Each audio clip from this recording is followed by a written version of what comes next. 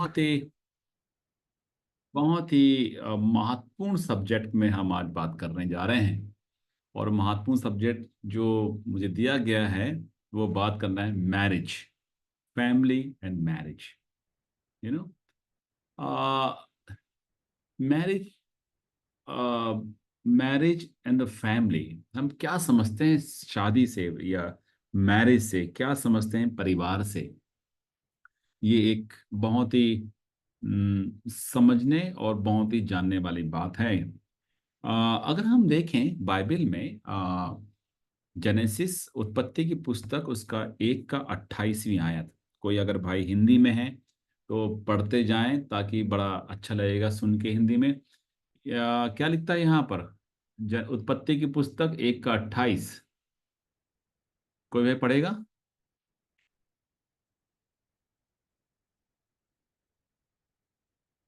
आप लोग सब उपस्थित हैं?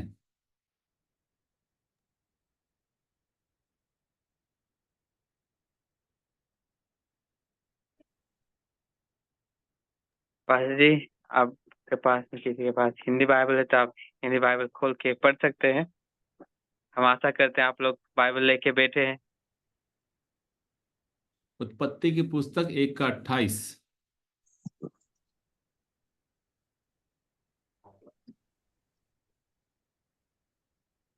और परमेश्वर ने उनको आशीष दी और उनसे कहा, फूलो फलो और पृथ्वी में भर जाओ और ओके। उसको अपने बस में कर लो और समुद्र की मछलियों तथा आकाश के पक्षियों और पृथ्वी पर रेंगने वाले सब जंतुओं पर अधिकार रखो।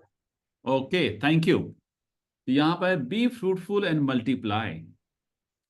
तो सबसे, ये अगर हम शादी की बात करें, वेयर डिड शादी कहाँ से आई और शादी किसने, पहली शादी किसकी हुई है, किसने करवाया? परमेश्वर का क्या योजना थी इस विषय में? अगर हम बाइबल देखेंगे, बड़े ध्यान से पढ़ेंगे, तो वहां पर परमेश्वर ने 6वें दिन तक में सब कुछ बनाया। 7वें दिन विश्राम किया, ऑफ कोर्स।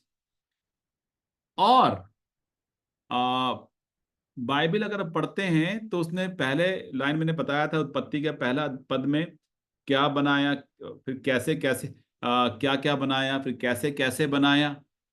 और वहां पर एक बड़ा अच्छा है कि आदम और हवा को बनने में के बीच में थोड़ा सा गैप था। थोड़ा सा गैप था। दोनों को एक साथ नहीं बनाया, थोड़ा सा गैप था। बड़े ध्यान से वहां पढ़ेंगे कि परमेश्वर ने आदम को कहा कि तू सबका नाम रख। वो जब नाम रख रहा था तब उसने देखा कि सबका है, कबूतर का कबूतरी है, घोड़े का घोड़ी है, और सबके जोड़े हैं, पर मेरा नहीं है। तो क्या परमेश्वर ने आदम को बनाना, क्या उसका सेकंड थॉट था कि बाद में सोचा ओ मैंने आदम हवा को नहीं बनाया, चलो अब जो है ये बोल रहा है तो मैं हवा बनाता हूं, इसके लिए जोड़ा बनाता हूं? नहीं। ये वो हवा की रचना वो सेकंड थॉट नहीं थी, क्योंकि पहले ही लिख दिया कि उसने क्या बनाया, आदम और ईव को बनाया और आशीष की, बी फ्रूटफुल और मल्टीप्लाई। लेकिन जब हम देखेंगे कैसे कैसे बनाया, कैसे कैसे बनाया, तब हमें पता चलता है कि आदम को रियलाइज हुआ कि मैं अकेला हूं। सो परमेश्वर का ये सेकंड थॉट नहीं था कि मैं आदम को बनाने के बाद जो है मैं भूल गया यार हवा नहीं बनाई, चलो मैं हवा बना देता। नहीं, ये प्री प्लान था उनका, ताकि आदम जो है महसूस करे कि वो अकेला है। आदम महसूस करे कि कुछ तो कमी है। जब आपको प्यास लगती है ना, तब पानी की वैल्यू समझ में आती है। ये एक, परमेश्वर चाहता था कि आदम जो है उस कमी को, उस एम्प्टीनेस को, उस अकेलेपन को महसूस करे। और जब वो एहसास उसका हुआ, वैसे ही परमेश्वर ने हवा को बनाया, और जब हवा को बनाया तब उसने वो बड़ा खुश हुआ। और परमेश्वर ने पहली शादी जो है वो आदम और हवा को की, और ना कि शादी, शादी में एक गिफ्ट दिया, फूलो फलो और पृथ्वी पे भर जाओ, फूलो फलो और पृथ्वी पे भर जाओ। एडवेंटिस्ट चर्च जो है वो एक हेल्दी रिलेशनशिप और हैप्पी फैमिली को प्रमोट करता है। हम बाद में देखेंगे हेल्दी भी होता है और अनहेल्दी भी रिलेशनशिप होता है, ठीक है ना। देखिए यहां पर जानने वाली बात यह है कि हेल्दी रिलेशनशिप, परमेश्वर ने हेल्दी रिलेशनशिप बनाया और कहा कि बी फ्रूटफुल एंड मल्टीप्लाई। मैं एक जगह प्रचार कर रहा था, मैं लिखता भी हूं। बड़ा अच्छा थॉट परमेश्वर ने दिया और बिब्लिकली है कि जीवन देने वाला कौन है। कोई बताएगा जीवन किसकी ओर से मिलता है हमको? ऑफ कोर्स आप जानते हैं, परमेश्वर की ओर से जीवन हमको मिलता है।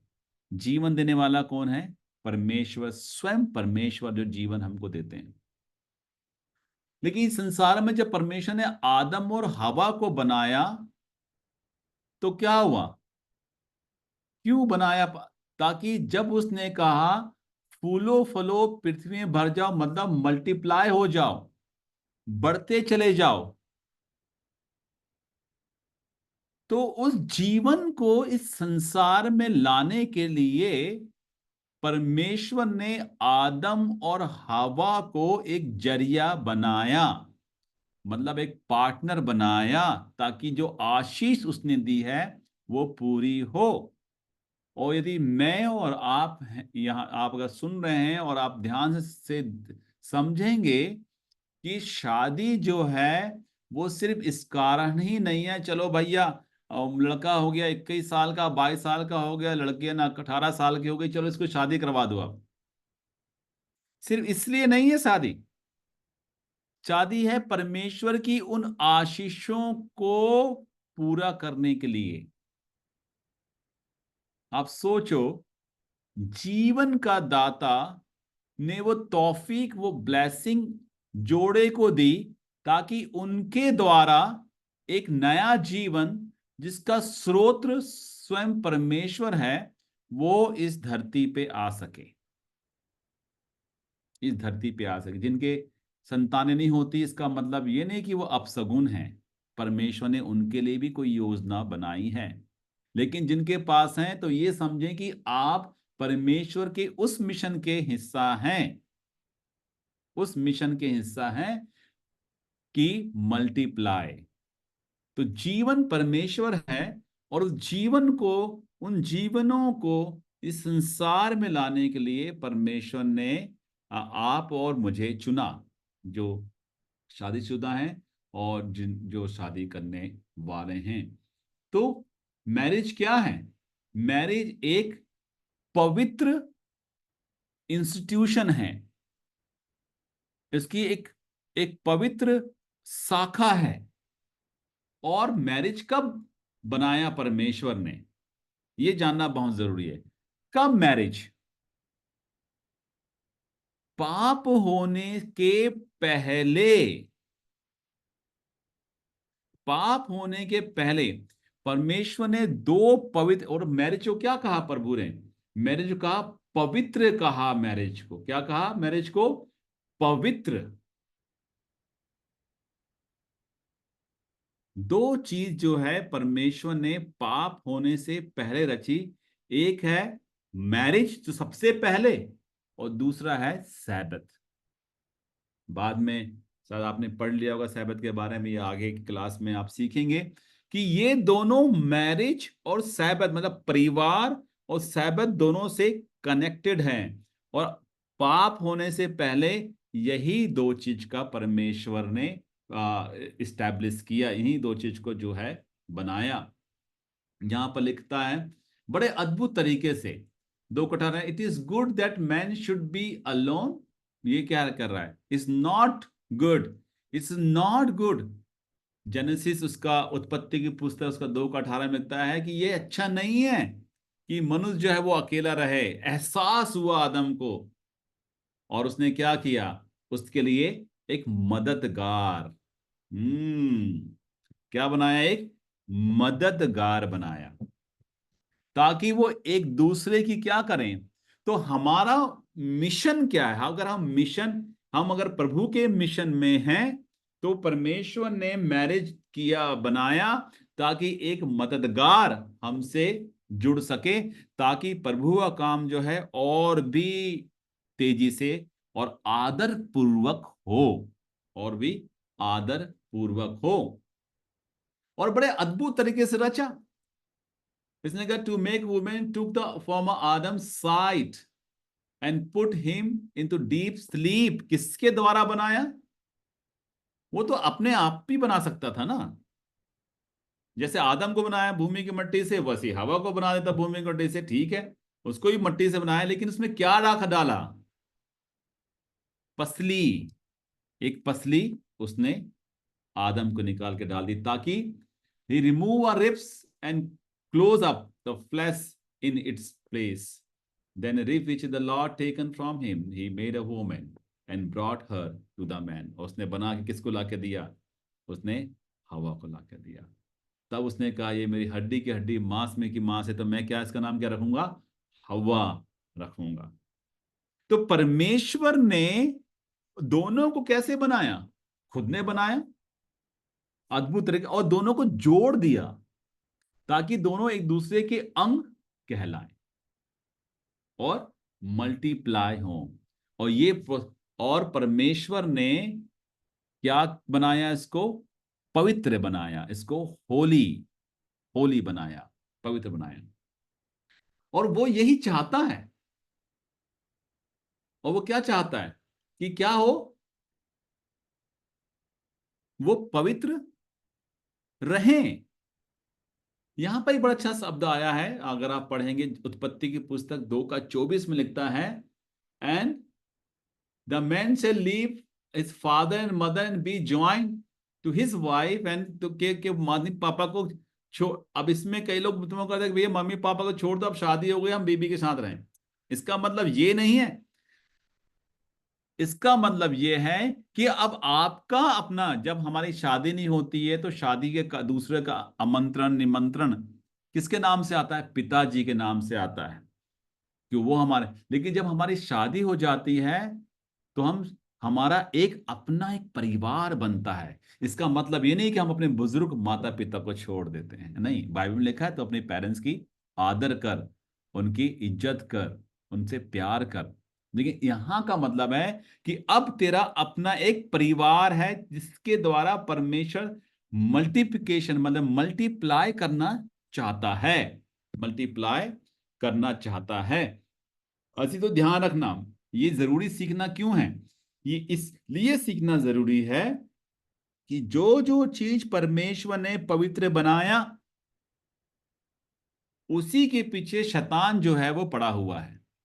इसीलिए जानना जरूरी है कि फैमिली वैल्यू क्या है। बाइबल इस प्रकार कहती है, मार्क में लिखता है कि जिसको खुदा ने जोड़ा उसे कोई भी अलग ना करे। लेकिन यहां लोग अलग नहीं हो रहे हैं, वहां वो खुद जो है वो अलग हो जाते हैं अपने अपनी इच्छाओं की पूर्ति के लिए। गॉड्स प्लान, परमेश्वर ने पूरी योजना से शादी करवाई है, पूरी योजना के साथ। यहां पर लिखता है, अगर आप हिब्रानियों की पुस्तक उसका 13वां अध्याय और 4 पद अगर आप पढ़ते हैं, यहां पर एक बड़ा अच्छा लिखता है, कहता है कि let the marriage be hold honour among all and let the marriage bed undefiled. क्या हो? तुम्हारी शादी जो है, शादी क्या हो, मैरिज क्या हो? वो एक आदर हो, और कभी बिछोना अशुद्ध ना हो। क्यों इस बात को प्रभु जो है वो जोर डाल रहा है? क्योंकि यहां पर एक बड़ी अच्छी चीज समझना है, God use happy marriage as symbol. परमेश्वर जो है वो, जो मैरिज है वो एज अ सिंबल, सिंबल तरीके इस्तेमाल करता है। क्योंकि एक समय आने वाला है, एक चिन्ह के रूप में इस्तेमाल कर रहा है शादी को, कि एक समय आने वाला है, हमारा दूल्हा जो प्रभु यीशु मसीह है, वो कलीसिया जो दुल्हन है उसको लेने के लिए आ रहा है। तो वो क्या हो, ये शब्द ही अपने आप में क्या हो, वो पवित्र हो, वो कैसा हो, मजबूत हो। सो अब पहली बात, परमेश्वर ने शादी करवाई ताकि उसको हेल्पर मिले और प्रभु का काम।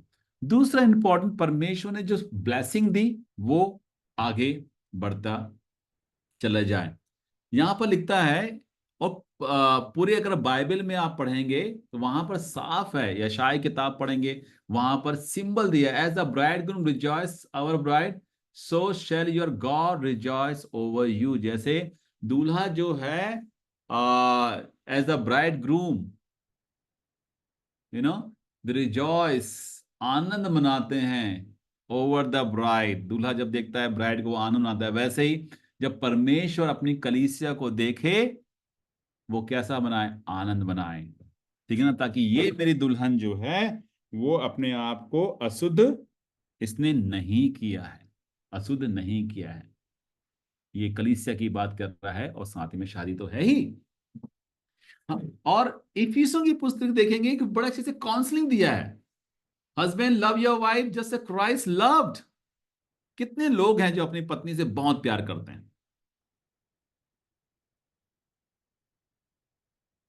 कितने लोग शादीशुदा हैं आप में से?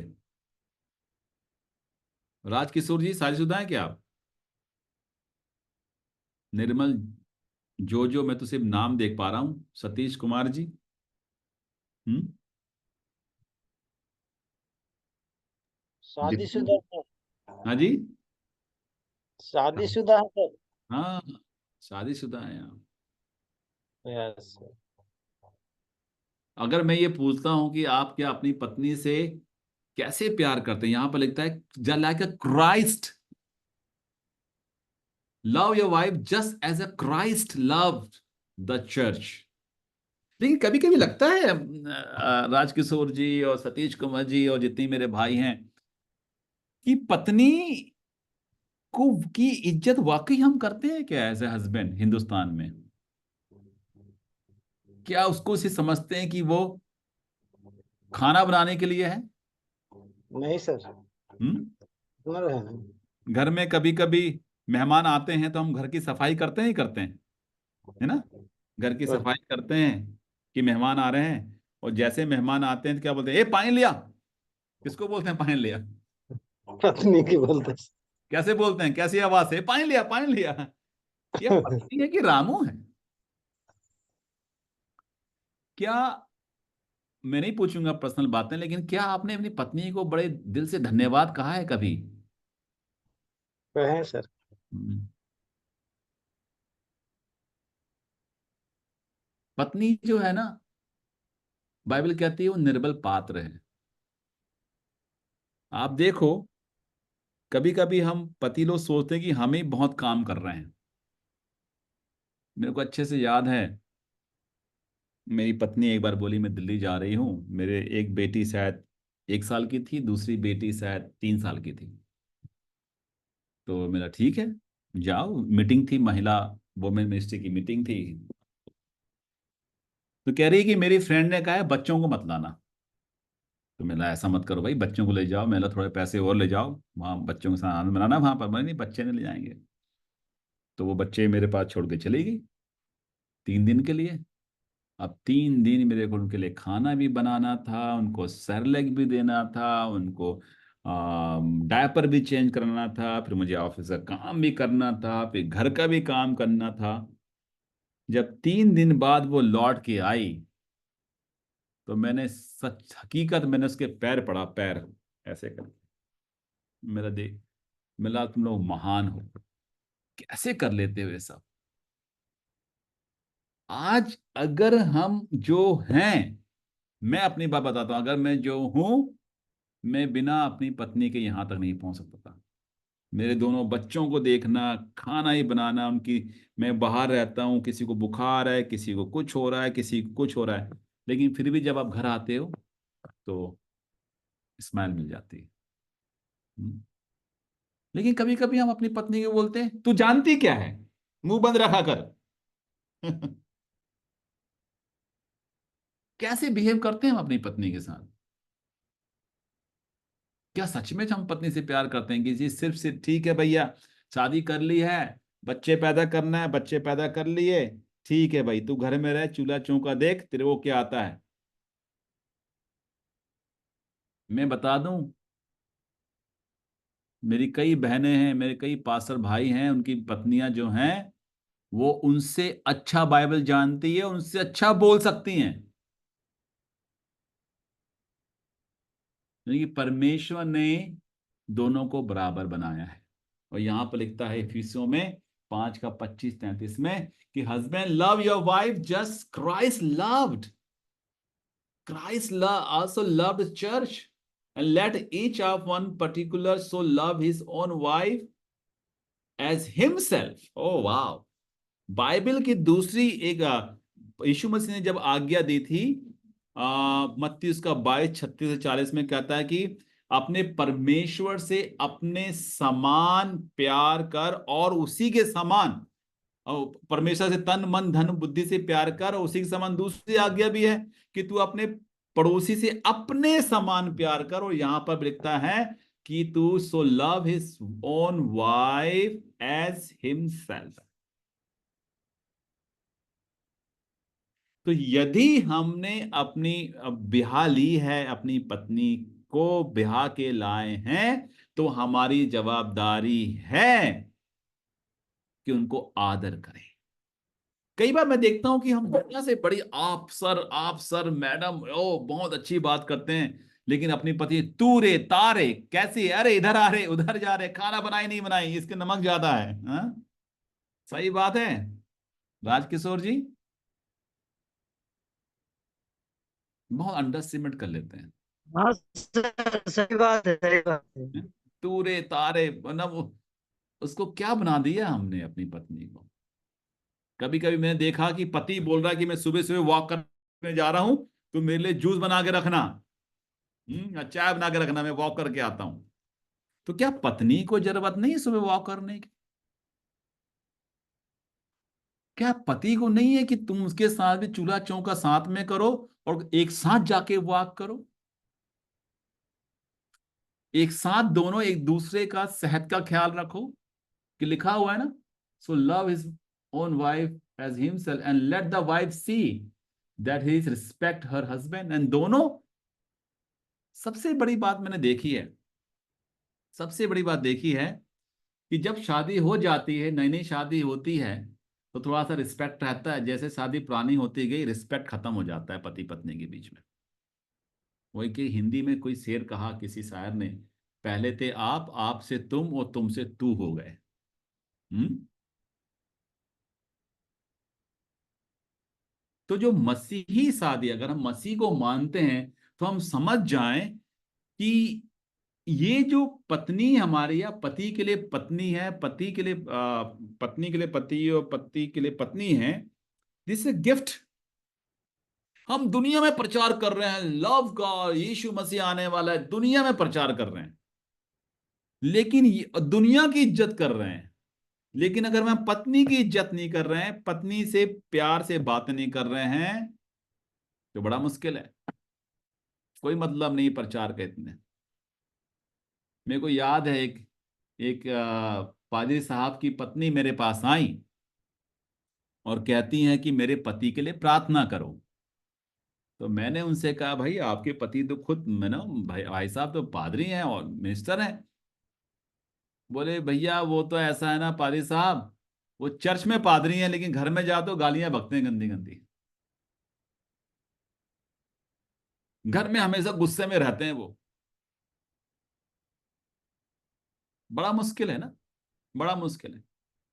तो परमेश्वर ने जो पत्नी दी है द गिफ्ट, एग्जाम्पल के तौर पर, यदि आपने मुझे यू नो एक शर्ट दिया है, शर्ट गिफ्ट में, और दूसरे दिन अगर आप आके देखेंगे कि वो शर्ट जमीन में पड़ा हुआ है किसी कोने में मेरे घर में, आपने तो बड़े प्यार से खरीदा और मेरे लिए रैप करके दिया, और मैंने उसको खोला देखा, मैंने साइड में फेंक दिया उसको, कैसा लगेगा आपको?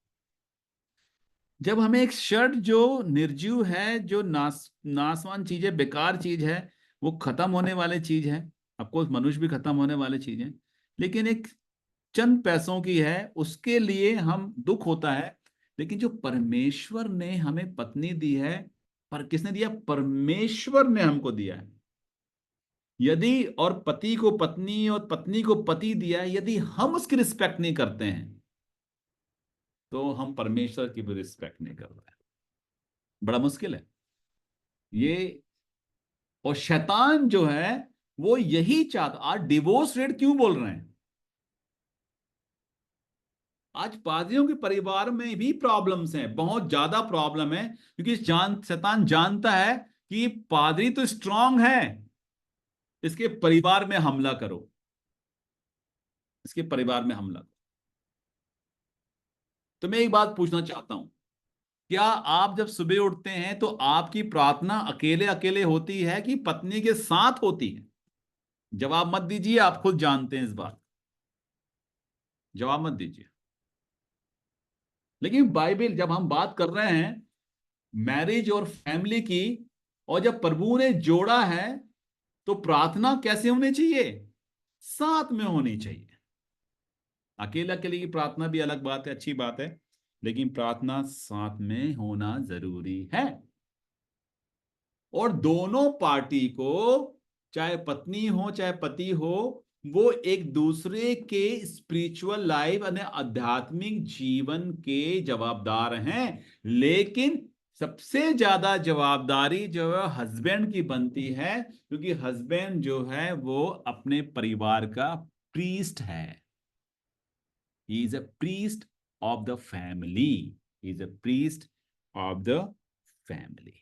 अजीजों, इसी कहता है पहला यूहन्ना उसका 4:7 और 4 का 7 में लिखता है, Beloved, let us love one another.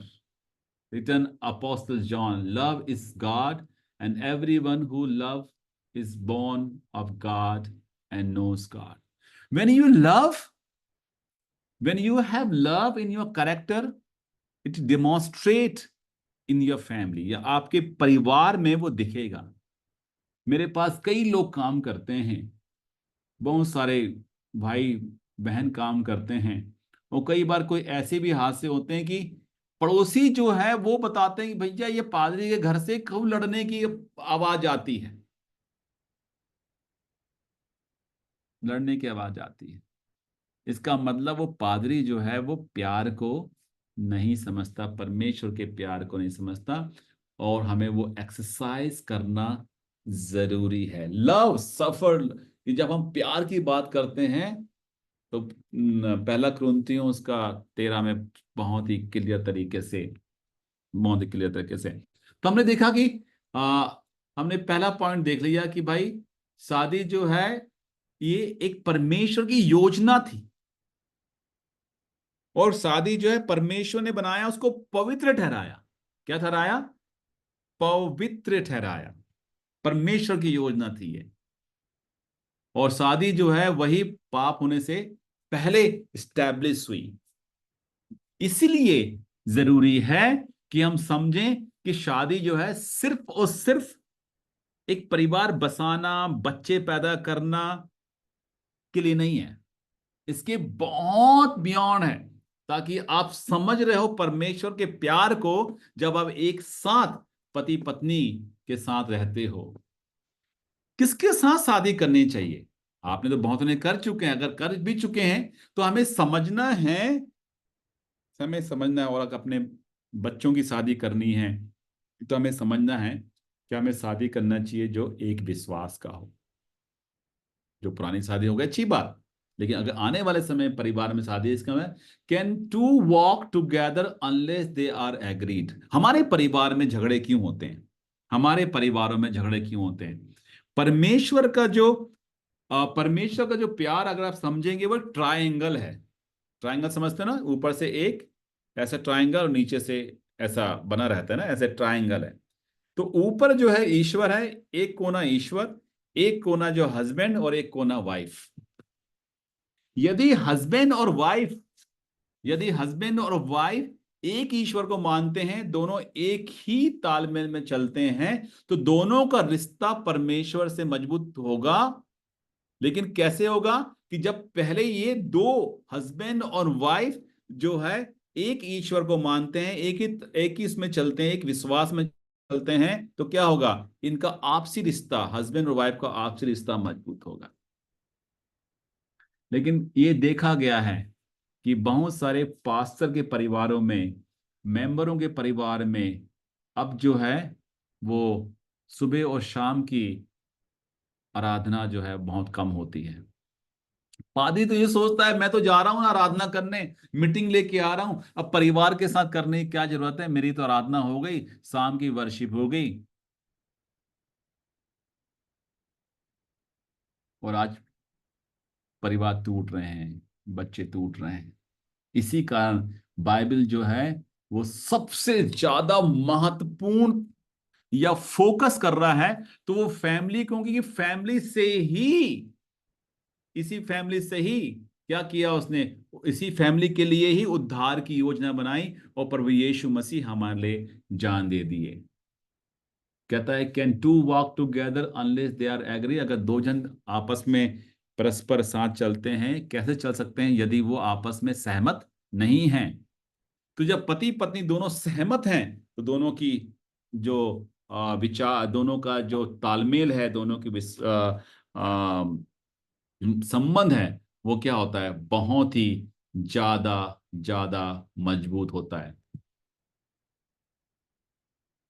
कहता है कि अनयॉक में कैसे, जब अगर जुआ जो है वो छोटा बड़ा होगा तो कैसे उसमें बैल चल सकते हैं? तो परिवार मिनिस्ट्री जो है वो, परमेश्वर चाहता है कि तुम्हारा परिवार जो है वो हेल्दी हो, अनहैप्पी हो, आनंदित हो। कि अगर तुमने पूरे जग को जीत लिया, खूब सारे आत्मा प्रभु के पास ले आए और अपने परिवार को खो दिया, तो उसका कोई अर्थ है भाई? उसका कोई भी अर्थ नहीं है। इसीलिए जरूरत है कि मिनिस्ट्री बिगिन फ्रॉम होम। जो सेवकाई है वो घर से शुरू होनी चाहिए। हमें ये नहीं करना है कि हमारी पत्नी ये क्या जाएगी, ये क्या बोलेगी, ये कैसे प्रार्थना कर, नो, हमें सिखाना है उनको, अगर नहीं आता सिखाना है। और दोनों जो हो एक साथ काम करना जरूरी है। शैतान जो है वो नहीं चाहता कि फैमिली में क्या हो, शांति हो। शैतान चाहता है क्या? कितने परिवार टूट रहे हैं। मैं काउंसलिंग देता हूँ यंग कपल्स को, कई बार मेरे पास यंग कपल्स आते हैं, कई लोग डिवोर्स होने वाले कपल मेरे पास आते हैं, कई लोग नाराज झगड़ा वाले कपल मेरे पास आ जाते हैं। और आज का तो रेशो इतना ज्यादा है, इतना ज्यादा रेशो हो गया है कि हर जगह डिवोर्स हो रहा है, हर जगह डिवोर्स हो रहा है। मालूम क्यों ज्यादा डिवोर्स हो रहे हैं आजकल? सबसे पहली बात तो ये समझ लो कि शैतान परमेश्वर के बनाए हुए पवित्र इंस्टीट्यूशन में हमला करना चाहता है। वो नहीं चाहता किसी परिवार में शांति हो। हम बोलते हैं ओ हमारे परिवार का मुखिया जो है वो खुद स्वयं प्रभु यीशु मसीह है। भाई तो तोड़ना चाहता है, वो तोड़ना चाहता है। क्यों तोड़ना चाहता है? क्योंकि इसको मालूम है कि एक परिवार मजबूत होगा, वो चार परिवार, एक परिवार से क्या बनता है? एक चर्च परिवार खड़ा होता है, एक समाज खड़ा होता है। यदि मैं एक परिवार तोड़ दूंगा, आने वाला फ्यूचर तोड़ दूंगा इनका मैं। इसी का हमें सतर्क होना है, हमें हमेशा देखना है। मैं बड़ा मैं ऐसा मेरा अजम्पशन ऐसा है कि जब आदम और हवा जब आदम और हवा अदन की वाटिका में थे, बड़े ही आनंद से होंगे ना, सब कुछ था उनके पास, ओ हो, फूल पौधे, फल एक से एक। परमेश्वर ने कहा था कि इस पेड़ के फल को मत खाना, इस पेड़ के फल को मत खाना।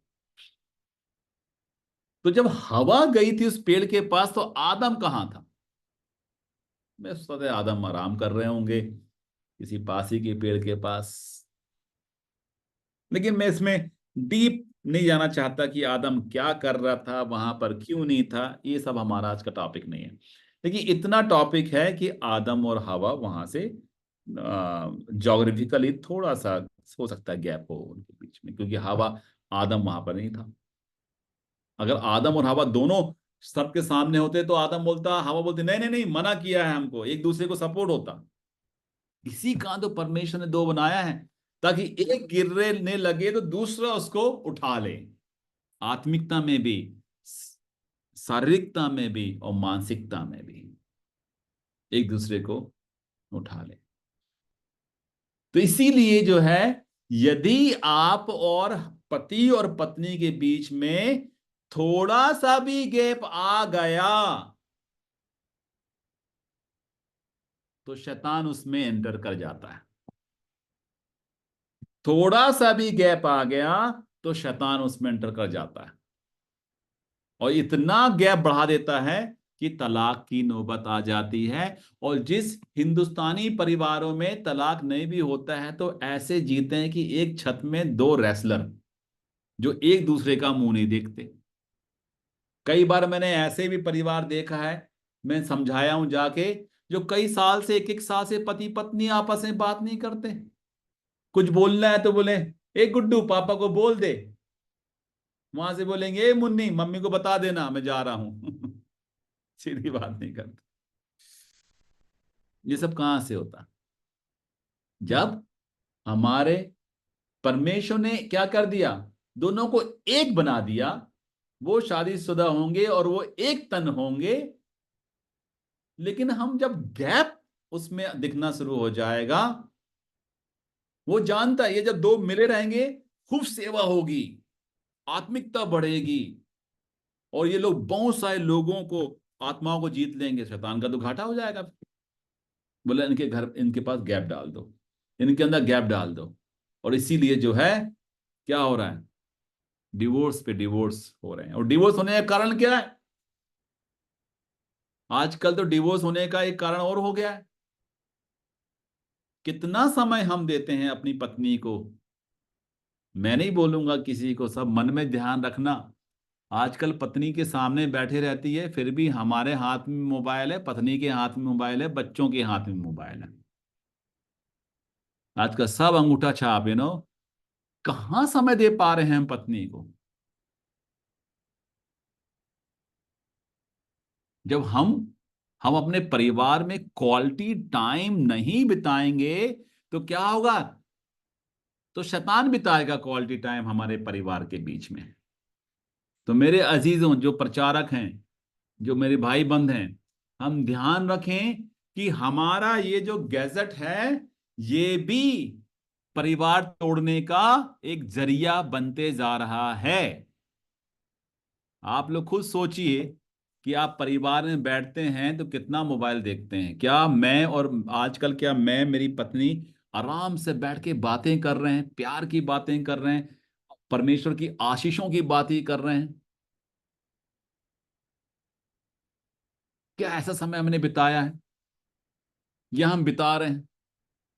या घर आ गए, खाना ले आ भाई, खाना खा रहे हैं और खाना खाते खाते भी मोबाइल देख रहे हैं।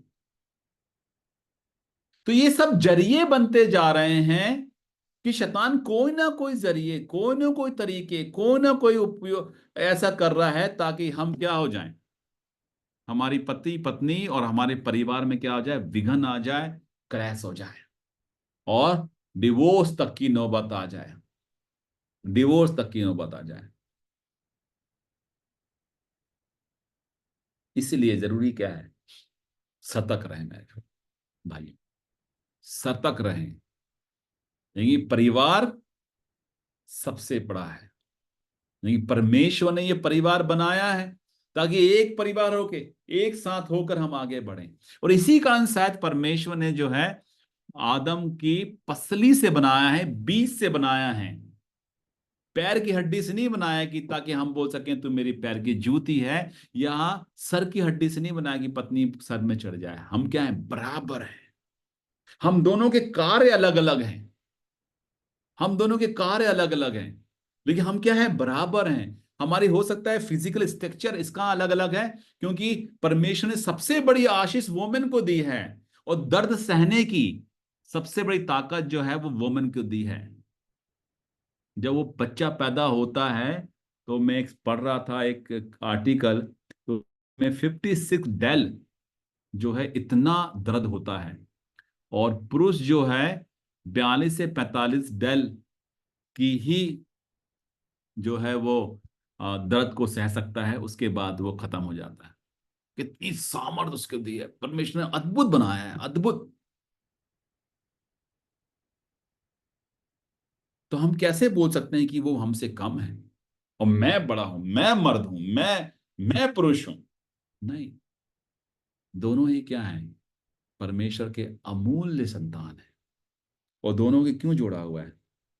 इसलिए जोड़ा है ताकि परमेश्वर की महिमा हो। जो लोग शादी नहीं किए हैं, जो लोग शादी कर चुके हैं, मैं आपको बताऊं, कई बार कई जवान हमारे समय से पहले बहुत कुछ करना चाहते हैं। बाइबल कहती है कि तुम यू नॉट डिफाइल्ड, समय से पहले। अजीजों, जो शारीरिक संबंध हैं वो भी परमेश्वर की पवित्रता है, पवित्र किया है उसको भी परमेश्वर ने। शादी हुई मेरी, या किसी की भी शादी होती है, तो शाम के समय क्या होता है कि गिफ्ट गिफ्ट आते हैं ना, गिफ्ट आते हैं, गिफ्ट गिफ्ट के रैपर खोल रहे हैं। ओ चाचा ने घड़ी दी है, ओ मामा ने ये दिया है, ओ ताऊ ने फ्रिज दिया है, और किसी ने 11 रुपए दिया, अरे 11 रुपए दिया, अरे किसी ने 21 दिया, किसी ने 101 दिया, किसी ने 501 दिए। परमेश्वर ने क्या दिया? परमेश्वर ने क्या दिया? परमेश्वर ने वो पार्टनर दिए है जिसके साथ पवित्र तौर पर हम उन शारीरिक सुखों का आनंद हमेशा ले सकते हैं। लेकिन जो व्यक्ति इसको अनुचित तरीके से करता है, तो फिर क्या होता है? वो परमेश्वर के खिलाफ है, परमेश्वर के खिलाफ है, जिसको हम व्यभिचार भी कहते हैं। इसीलिए यदि मेरी आपकी पत्नी है, तो आप ये समझो कि वो भले ही जैसी आपके नजर में देखिए दुनिया की सबसे खूबसूरत औरत है वो आपके लिए। और जो पत्नियां, अगर कोई बहन है, या अगर आपका पति है, तो वो आपके लिए दुनिया की सबसे खूबसूरत हस्बैंड है, वही है दुनिया का सबसे खूबसूरत पत्नी। तो इसीलिए वो खूबसूरत तब बनते चले जाता है, और बनते चली जाती है, कि जब मेरे और मेरी पत्नी, आप और आपकी पत्नी के बीच में प्रभु यीशु मसीह का प्यार बना रहता है। जैसे ही पसी का प्यार अलग हुआ, वैसे ही आपके बीच में गैप आया, वैसे ही थर्ड पर्सन भी आपके बीच में आ गया। फिर आपको पत्नी कम अच्छी लगेगी, दूसरे ज्यादा अच्छे लगेंगे। पति कम अच्छे लगेंगे, दूसरे पति ज्यादा अच्छे लगेंगे, दूसरे लोग अच्छे लगेंगे। शैतान यही चाहता है चीज, इसी का चाहता है कि हर परिवार में क्या हो, सुबह और शाम की क्या हो, आराधना हो, ताकि हर सुबह की शाम की आराधना में वो क्या रियलाइज कर सकें कि हे, इस व्यक्ति को प्रभु ने मुझे दिया है, ओ इस महिला को प्रभु ने मुझे गिफ्ट में दिया है। वो प्यार जो है वो बढ़ता चल जाएगा। जरमाया में लिखा हुआ है, I have loved you with everlasting love, therefore loving kindness have down to you. ये परमेश्वर का प्यार। जब मैं अपनी पत्नी को देखूं तो किसकी महिमा करूं? परमेश्वर की महिमा करूं, कि उसने, तभी तो दुख और सुख में, मैं अपनी बीवी से कहता हूं हमेशा, अपनी पत्नी से हमेशा कहता हूं कि ये बच्चे तो परमेश्वर ने दिया हमको, हम पूरे जी जान लगा के पढ़वा रहे हैं उनको, अच्छा करेक्टर देने की कोशिश कर रहे हैं, लेकिन एक दिन ये चले जाएंगे। एक दिन एक दो बुढ़िया और बूढ़ा यही रहेंगे घर में आखिरी तक। कि परमेश्वर ने रिश्ता ही ऐसा बनाया है, अद्भुत रिश्ता बनाया है हमारा। बच्चे तो चले जाएंगे, शादी ब्याह नौकरी चाकरी में चले जाएंगे, लेकिन आखिरी में बचेगा कौन? वही हेल्पर जिसको परमेश्वर ने दिया है हमको, जिसको परमेश्वर ने दिया है। इसीलिए हमें जरूरत है कि हर समय अपने रिलेशनशिप को क्या करते जाएं, मजबूत करें, और ये देखें कि इस रिलेशनशिप में परमेश्वर की उपस्थिति है या नहीं है या नहीं है। हम नाराजगी होती है, हमारी नाराजगी होगी, लेकिन जिस घर में सुबह और शाम की आराधना होती है, तो क्या होगी? उस आराधना में वो नाराजगी भी क्या हो जाएगी? वो खत्म हो जाएगी। नाराजगी होगी तो हम इस समझ के चलें कि मनुष्य को परमेश्वर ने हवा, आदम और हवा और पति पत्नी को सिर्फ उन्हीं दोनों के लिए नहीं बनाया है, परंतु वो एक नमूना बनते हैं किसके लिए? अपने बच्चों के लिए, अपने पड़ोसी के लिए, अपने परिवार के लिए। अगर सोचो, मैंने एक परिवार देखा जिनके बच्चे बड़े हो गए, वो शादी करना नहीं चाहते। एक बार पूछा गया क्यों नहीं करना चाहते? नहीं, हमने देखा है शुरू से माँ बाप को लड़ते हुए देखा है बच्चों के सामने।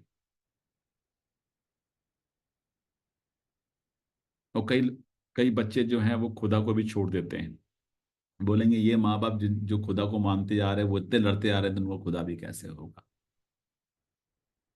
तो अजीजों, हमेशा ध्यान रखना कि आप खुद के, प्रभु के और अपने पति और पत्नी के बीच में क्या ना आने पाए, कोई कोई भी नहीं आने पाए। आ यू नो जिंदगी में जो है, हमें एक चीज समझना है, अबव ऑल हमारा परमेश्वर जो दूल्हा है, परमेश्वर में दूल्हा है, वो जल्दी आ रहा है।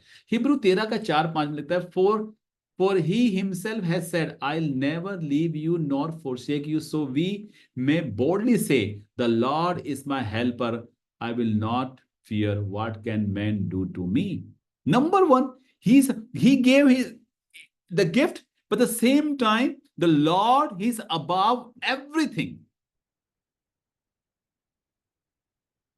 above everything. God set the solitary in the family। पर साम्स बहुत अच्छे से लिखता है कि परमेश्वर ने जो है वो एक बहुत ही अच्छी परिवार की रचना की है। There is a friend who stick closer than the brother. एक ऐसा परिवार जो एक दूसरे के क्या है, साथ है।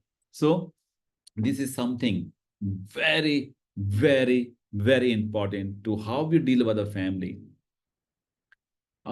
एक बड़ा अच्छा यहाँ पर लिखता है मैथ्यूस का 18 का 10 में, take heed that you do not despise one of these little ones. Jesus said, for I say to you, in the heaven their angel always see you the face my Father who have seen, who in the heaven.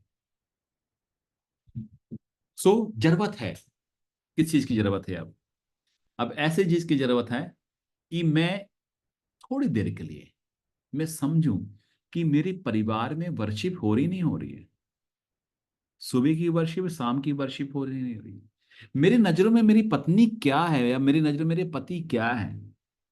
कहीं ऐसा तो नहीं कि हमारे relationship में थोड़ी बहुत बाधा आ गई है, ये दुनिया के उतार चढ़ाव में, समस्याओं में हमने एक दूसरे को अच्छे से समय नहीं दे पा रहे हैं। सोचें, विचार करें इस विषय में कि बाइबल कहती है कि तुम्हारी, किसने बनाया है ये परिवार? परमेश्वर ने बनाया है। कब लास्ट बार हमने कब परिवार के साथ एक साथ होकर वर्शिप की थी, शाम के समय या सुबह के समय? बाइबल कहती है सुबह की शाम की वर्शिप जो जरूरी है ना, यही हमको जोड़ता है आपस में। कहीं ऐसा तो नहीं कि मेरी पत्नी और मेरी पत्नी रही है, या अभी तक मैं उसकी रिस्पेक्ट नहीं करता आया हूं, या अभी तक मैं उसको वैल्यू नहीं दी है, या मैंने गलती से उसका आदर करना बंद कर दिया है। सही समय है मेरे भाइयों, बिल्कुल सही समय है। आज जिनकी पत्नी मेरे से जूम मीटिंग में नहीं है या सुन रही हैं, या आप दूर में हैं, आप अपनी पत्नी को फोन लगाएं या उसके पास जाएं, हग करें, और अगर गलती होगी तो सॉरी बोलें। क्योंकि कहता है कि you love your wife as Christ loved. यदि मैं दुनिया, अगर मैं आपके घर में आऊं, मेरे को आप खूब इज्जत करें, खूब वो सर सर सर सर करें, लेकिन अगर आप पत्नी की इज्जत नहीं करते हैं, तो आपके प्रति जो मेरी इज्जत है वो फेक इज्जत है, मतलब वो सिर्फ आर्टिफिशियल इज्जत है। तो एडवेंटिस्ट चर्च जो है वो फैमिली ओरिएंटेड है। क्यों है ये ऐसा? क्योंकि परमेश्वर ने हमें अपने परिवार में जोड़ा है, और वो देखना चाहता है, जब वो आसमान में आए, वो देखना चाहता है उस परिवार को, उस दुल्हन को देखना चाहता है। वो दूल्हा है हमारा। और ये कैसे तैयारी होगी इसकी? जब हम अपने परिवार में प्रभु यीशु मसीह के प्यार को प्रदर्शित करेंगे, एक दूसरे से रिस्पेक्ट के साथ, अपनी पत्नी अपने पति का रिस्पेक्ट आदर के साथ, क्योंकि ये किसने दिया है? परमेश्वर ने दिया। अगर कोई दिक्कत है, काउंसलर के पास जाएं, किसी समझदार स्पिरिचुअल व्यक्ति के साथ पास जाएं, जो आपके तालमेल करा सके। आप घुटनों में जाएं, प्रभु से प्रार्थना करें। यदि आपसे गलती हुई है, यदि आपने रिस्पेक्ट नहीं किया है, एक दूसरे से माफी मांगे, एक दूसरे से माफी मांगे। मैं कभी कभी, हम लोग, मैं भी थाईलैंड में था, होली कम्युनियन था, तो मुझे मौका मिला वहां पर कि मैं अपने होली कम्युनियन के समय में अपनी पत्नी के पैर धो सकूं, और मैंने धोया उसको। मेरे को रियलाइज हुआ कि कितना सहते हैं वो हमारे लिए, कितना करते हैं वो हमारे लिए। फिर भी हमारे बीच में क्या होता है, कभी कभी उतार चढ़ाव भी आते हैं। हमें ज़रूरत है एक दूसरे से माफ़ी मांगना। हमें ज़रूरत है एक स्मॉल गेस्चर दिखाना उनको कि I love you so much, मैं तुम्हें बहुत प्यार करता हूँ, you are best women, you are a best man in my life. धन्यवाद बोलना। हमने कब धन्यवाद बोला है? आज के पहले पत्नी को पानी ला रही है, खाना बना रही है, या पत्नी ने कब पति को धन्यवाद बोला है? कभी कभी हमारा इंडियन कल्चर ऐसा है, धन्यवाद, आई लव यू, ये सब तो हम भूल ही जाते हैं पत्नी को बोलना। लेकिन मोबाइल हमको सिखाता है कि किसी और को बोलो। मैसेज में भेजते हैं। कोशिश करें, इस बात को समझें कि family family is important. Family is important. पूरी बाइबल का सार जो है वो फैमिली है। परमेश्वर ने आदम हवा को एज अ फैमिली रचा है। एंड परमेश्वर जो है इंडिविजुअल का खुदा तो है, लेकिन परिवार का परमेश्वर है वो। परमेश्वर आपको आशीष दे अजीजों। जब हम आज, यदि हमारे कुछ पति पत्नी के बीच में थोड़ा बहुत भी चल रही है, हम जाएं, जस्ट हग हिम, हर और हिम, एंड से आई love you, sorry, let's start new chapter from today. We'll respect each other like Christ. We'll love each other like a Christ. Amen. May God bless you. प्रार्थना करना चाहूँगा। मेरी एक और meeting चालू होने वाली है थोड़ी देर में। प्रभु आपको बहुतायत से आशीष दे। और आज आप ज़रूर अपनी पत्नी से जाके बोलें कि मैं आपसे बहुत प्यार करता हूँ, धन्यवाद। और अगर कोई गलती हुई है, माफ़ी मांगिए। प्रभु आपको आशीष देगा और आपके परिवार को मजबूत बनाएगा और मसीह में मजबूत बनाएगा। आइए हम दुआ करें। स्वर्गीय ईश्वर, हम धन्यवाद देते हैं कि आपने हमें ये मौका दिया, और हम जानते हैं प्रभु आप महान प्रभु हैं। हम पर दया कर परमेश्वर पिता। और जब हमने सीखा है परिवार के लिए, हमसे भी गलतियां हुई हैं, बहुत गलती हुई है प्रभु जी। शैतान जो है वो नहीं चाहता कि हम परिवार में रिस्पेक्ट करें। परिवार नहीं चाहता, शैतान नहीं चाहता कि हम अपनी पत्नी को, अपने परिवार में एक दूसरे को रिस्पेक्ट करें। शैतान चाहता है कि वो परिवार को तोड़ना। इसी कारण वो अनैतिक संबंध बनवाता है। वो बहुत सारे ऐसे काम करता है जिससे ये परिवार टूट जाए। लेकिन आज हम प्रार्थना करते हैं प्रभु हमें सामर्थ्य दे, ताकि हर शैतान की चालों से हम दूर रहें और अपने परिवार में आपकी उपस्थिति को महसूस करें। सुबह की शाम की आराधना जो है बंद ना होने पाए। पवित्र आत्मा के सामर्थ्य, जितने मेरे भाई आज और हम एक साथ होकर सीखे हैं, हम उसको अपने परिवार में इस्तेमाल करें। यीशु मसीह के नाम से मांगते हैं, आमीन। आमीन आमीन। Okay, God bless you.